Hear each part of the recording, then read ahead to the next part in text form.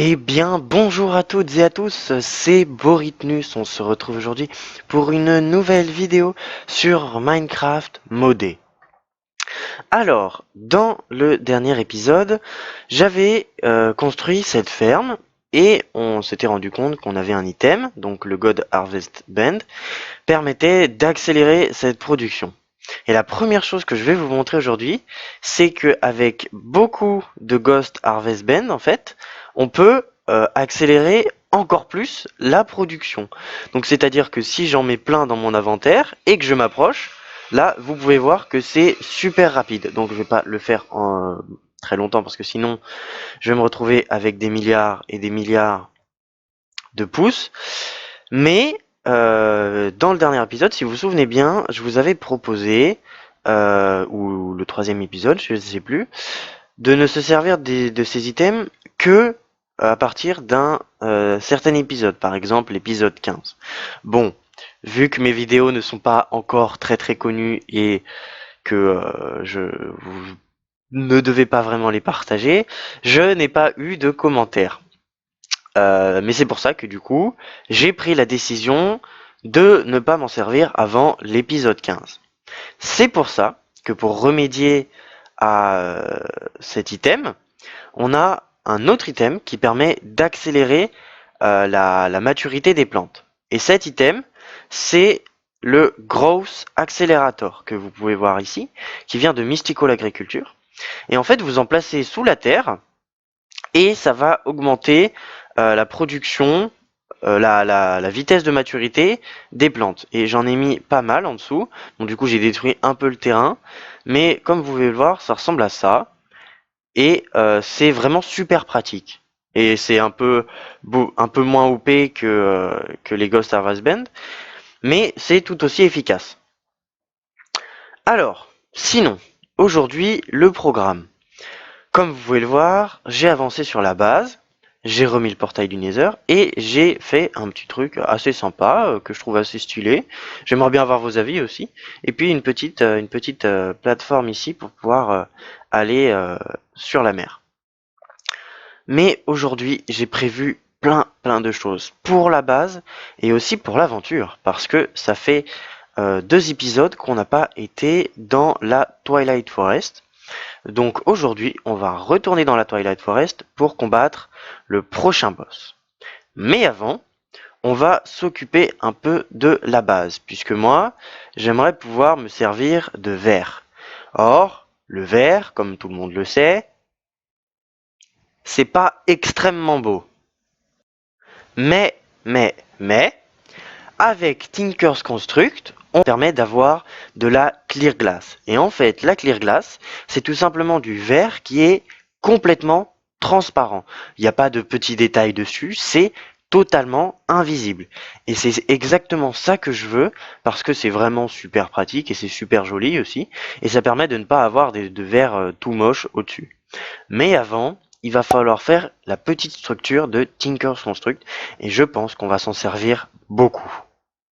Donc la première chose dont on va avoir besoin pour Tinker's Construct, c'est ces différentes tables de construction.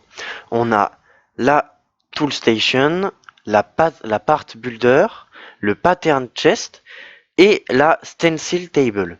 Et grâce à toutes ces tables, on va pouvoir faire des patterns d'outils, d'arcs, etc., pour pouvoir ensuite forger des armes et des items, etc. Et c'est pour ça que je vais essayer d'avancer un peu. Je vais vous montrer les blocs dont on va avoir besoin pour la structure. Et on se retrouve une fois que j'ai tout ça en main. Allez, à tout de suite. Donc pour pouvoir construire cette structure, on va avoir besoin du matériel de base, qui est le Seaweed Brick. Et pour faire de la Seaweed Brick, on va avoir besoin de Groot. I am Groot. Et pour faire ce Groot, on va avoir besoin de clés, de gravier et de sable. Donc je vais aller chercher tout ça, je vais crafter tout ce que vous voyez ici, et ensuite je vous montrerai la structure. En attendant que la série de breaks se fasse, je voulais vous montrer quelque chose. Il s'avère que depuis le dernier épisode, il s'en est passé du temps.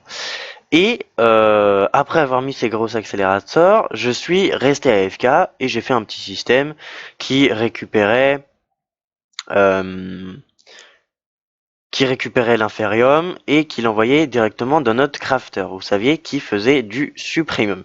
Et comme vous pouvez voir, j'en ai beaucoup, beaucoup, beaucoup. J'ai 6 stacks de supremum. Vous pouvez pas vous rendre compte, mais c'est vraiment énorme.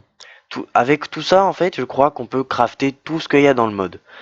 Bon, le problème, c'est qu'on va avoir besoin de têtes de wither en masse, ce qu'on n'a pas encore. Et ça, ça va être un objectif des épisodes futurs. Et sinon aussi, j'ai testé plusieurs plantes. Je crois que je vous l'avais dit dans le dernier épisode, mais j'ai testé plusieurs plantes, donc du la refined obsidian, des draconium, de l'émeraude et du diamant. Et en fait, quand on a assez d'essence, bah, ça nous permet de faire une émeraude, un diamant et un lingot, etc., etc. Mais j'ai aussi eu beaucoup, beaucoup de graines normales d'inférium.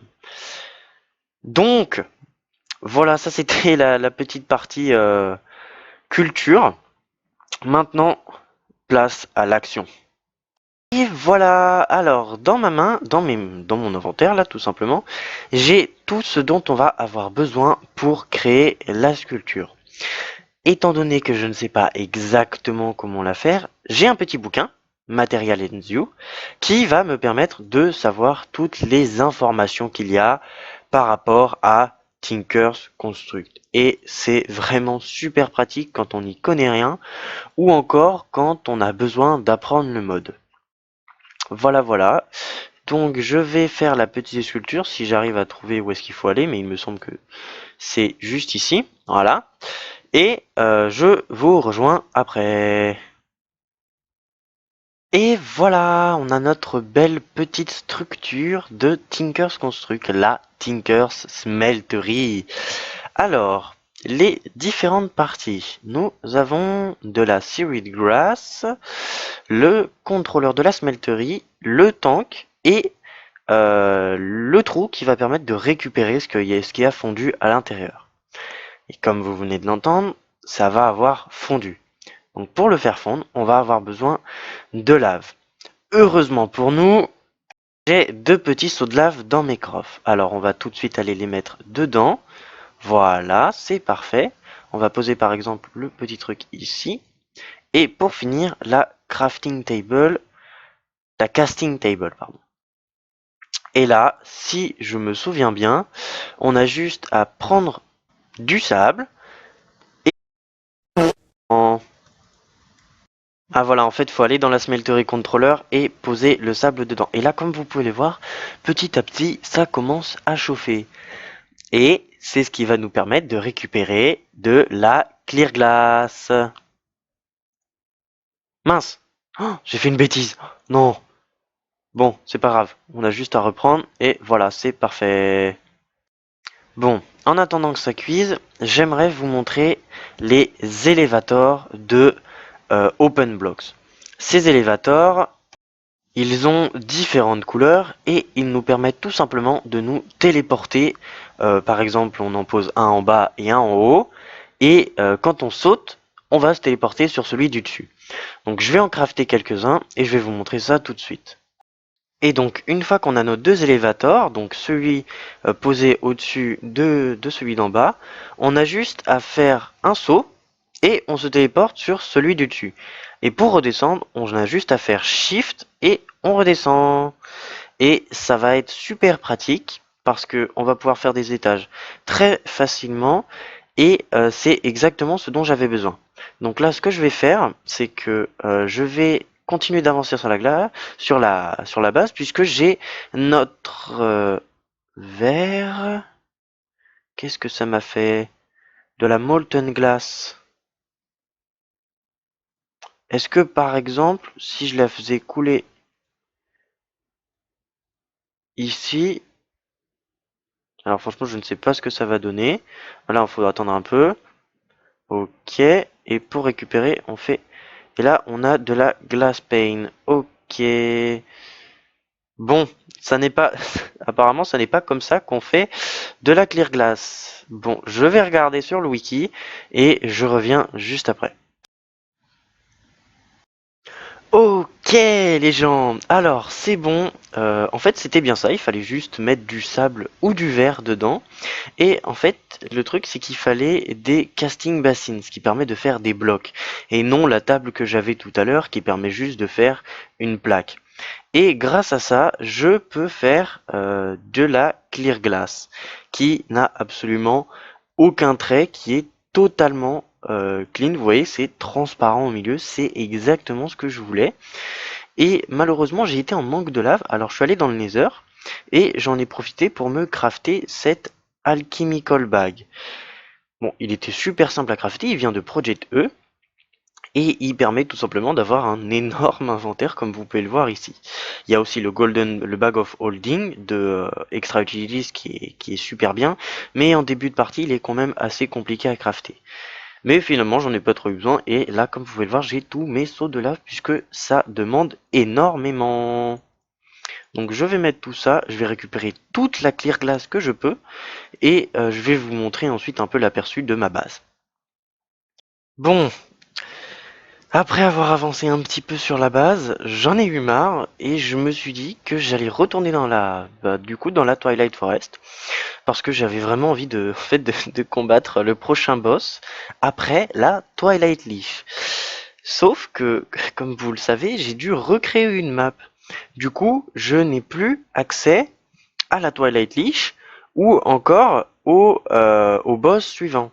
Du coup, je vais être obligé de recombattre la Twilight Leaf et, euh, et le Naga. Donc, ce que je vais faire, c'est que je vais aller les combattre et je vais vous retrouver juste après pour le boss suivant qui est le Minoshroom. On tue le Naga jusqu'à la Twilight Leaf. Ce sac est vraiment super pratique puisque je peux tout mettre dedans. Voilà. Et maintenant, on va aller combattre le Minoshroom. Ah oui, aussi j'oubliais de vous montrer ceci. En fait, j'ai un questbook avec du coup des quêtes dedans. Et j'avais pas vu, mais on a un interface dédié à Twilight Forest. Et ici, comme vous pouvez le voir, j'ai des récompenses en fonction de ce qui se passe. Donc là, on a tué le Naga, donc j'obtiens une sculpture et des écailles. Je viens de tuer la Twilight Lich, du coup j'obtiens n'importe lequel de, euh, de ces sceptres et je vais prendre le Sceptre of Life Drafting. Et là, on va aller détruire le Minoshroom. Ok les gens, alors, bon, ça n'est pas le Minoshroom, mais il y a un autre boss qu'on peut combattre, et c'est le Yeti. Pas celui-là, mais le boss Yeti, et on va en avoir... on va aller le tuer tout simplement, et pour le trouver, il va falloir qu'on trouve une sorte de grotte, et qu'on entre dedans pour combattre le Yeti. Je pense... Bah non, il ne s'agit pas de ça. Et du coup, je vais devoir trouver ce fameux Yeti et je vais vous montrer à quoi il ressemble. Déjà, on a des sortes de Winter Wolf qui tirent des sortes de rayons laser par leurs narines. On va le tuer. Allez, meurs. Voilà.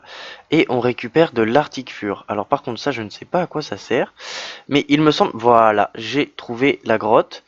Vous pouvez voir qu'il y a plein de petits Yeti. Et normalement, si je m'approche assez, il est censé y avoir l'Alpha Yeti, voilà, qui est juste énorme, super badass, et il me soulève. Mais bon, ça c'est pas trop grave puisqu'il fait pas beaucoup de dégâts. Parce qu'on a une armure en tungstène, et oui, parce que je n'ai plus mon armure en obsidienne, j'ai mon armure en tungstène. Il fait des sortes de sorts qui nous explosent. Wow, wow, wow, wow, wow, wow, wow, wow, wow. Calme, calme, calme. Oh, franchement, il fait super mal, hein. Grâce à notre life drain, on va pouvoir récupérer notre vie. Parfait. Alors je vais juste m'en servir sur l'Alpha Yeti. C'est super pratique. Ah ouais. Et j'ai récupéré un arc Power 4. Par contre j'ai des gros fris, c'est horrible. Ok, donc je pense qu'on ne peut pas l'attaquer arrête de me porter. Et voilà. Bon bah, franchement c'est super simple. Mais de toute façon la Twilight Forest c'est assez facile. C'est pas ça qui manque, hein. Mais bon, bon bah voilà, on a tué l'Alpha Yeti. Je n'ai absolument pas récupéré son trophée. C'est un peu dérangeant, mais bon, il doit être par là. Non. Bon bah ça doit être normal. Du coup, je vais tout ranger là. Hop, tac tac tac. Ça, on n'en a pas besoin. Et puis voilà, bah je pense qu'on a fait notre petit boss de l'Alpha Yeti. Et bah, du coup, ce que je pense que je vais faire, c'est que dans le prochain épisode, on va aller rendre visite, cette fois-ci, au Minoshroom. Donc, j'ai battu l'Alpha Yeti et on récupère notre petite récompense, les Yeti Boots. Tac, voilà, parfait. Et on a aussi un autre boss qui est le Goblin Knight Strongholds. Ah non, si, bah si, c'est ça, le Goblin Knight Strongholds. Et je pense que dans le prochain épisode, ça va être le boss qu'on va combattre. Voilà. Allez, et du coup, on se retrouve dans le monde réel.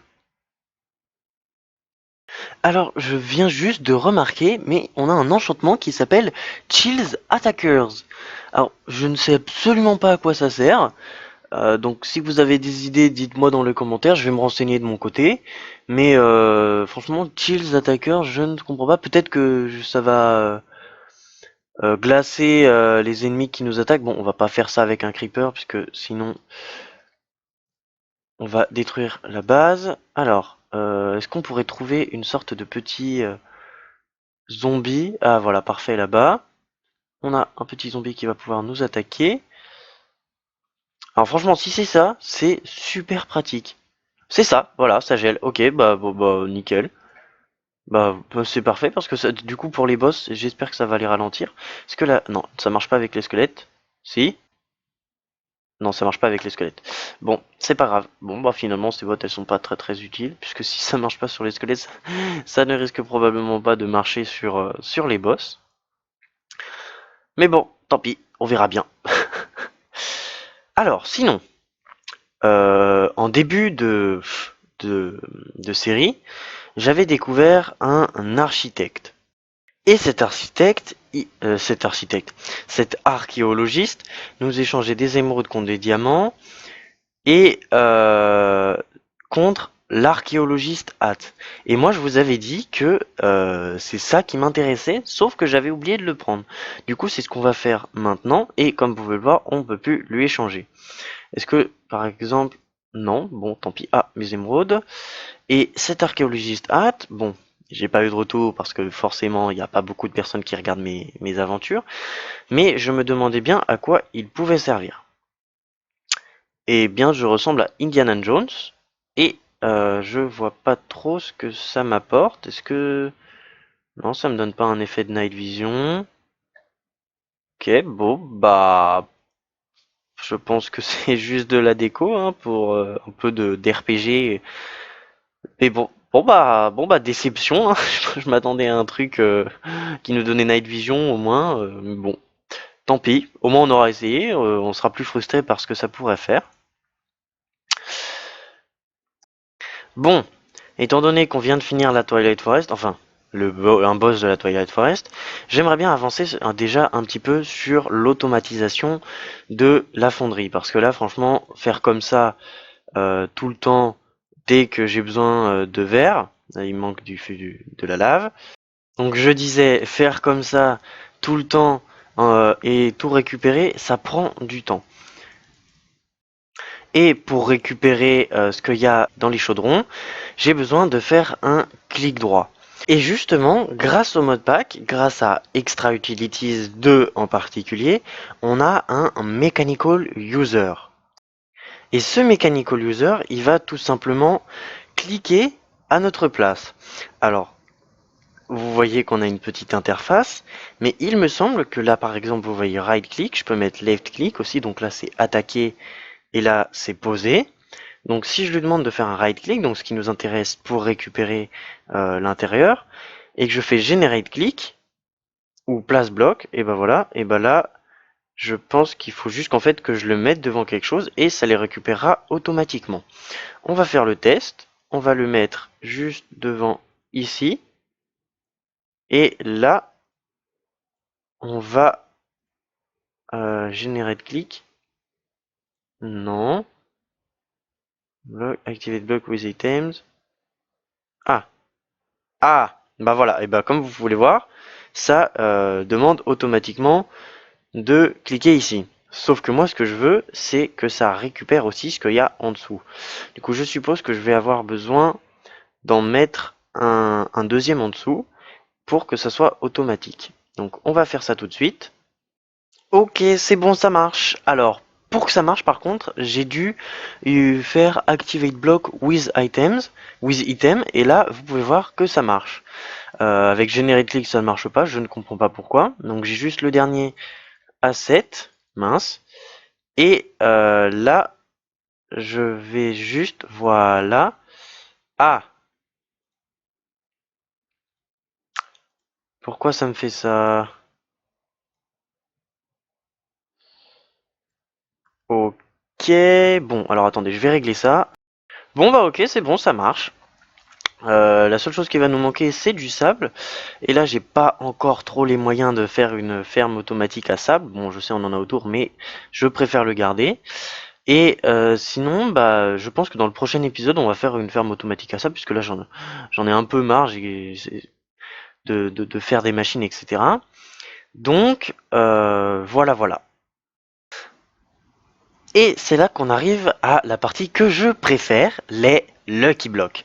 Donc, le dernier épisode, si je me rappelle bien, a fait 5 vues. Bon, c'est pas énorme. Mais vu que j'aime vraiment beaucoup les Lucky Blocks, je pense que je vais en faire 10. Parce que j'adore ça, voilà, tout simplement. C'est vraiment mon truc préféré dans Minecraft modé. C'est parti pour l'ouverture des Lucky Blocks, mon moment préféré. Bonus, malus, on verra bien avec l'avenir. Alors, premier Lucky Block, j'espère avoir des Lucky Potions, franchement ça serait super. Oh, la Hero's Sword, alors franchement elle est super efficace. En plus elle a Sharkness 4 et Ban of Astropods. Et ces deux enchantements, et Smite aussi, ces trois enchantements d'ailleurs ne peuvent pas être ensemble si on essaie de les fusionner dans une enclume. Donc franchement c'est super pratique de l'avoir. On a un jukebox avec des disques, des livres, des bookshelves, des petits lapins, d'accord. Qu'est-ce qu'on a là? Oh, une prison, ok, hop, des enclumes. Voilà, j'en étais sûr. C'est parfait puisque justement, comme ça, je vais pouvoir récupérer ces fameuses enclumes, les barrières aussi. Oula, il y a plein de slime. Oh non, en plus c'est des gros slimes, je déteste les gros slimes comme vous le savez. Voilà, bon, au moins pour faire les chapeaux, ça va être super rapide. Parce qu'on a plein de nouveaux chapeaux pour tous les slimes. Bien, les 4 derniers petits Lucky Blocks, des Lucky Potions avec des Unlucky Potions. Parfait, exactement ce que je voulais. Un bloc de lapis, c'est pas très utile. Le Hero Villager, cette fois-ci, il l'échange contre des armures, mais bon, notre armure en tungstène est quand même beaucoup mieux. Euh, et des Golden Apple avec des pommes enchantées. Ah oui, j'ai oublié de vous montrer quelque chose aussi. Ça, je vous le montrerai après.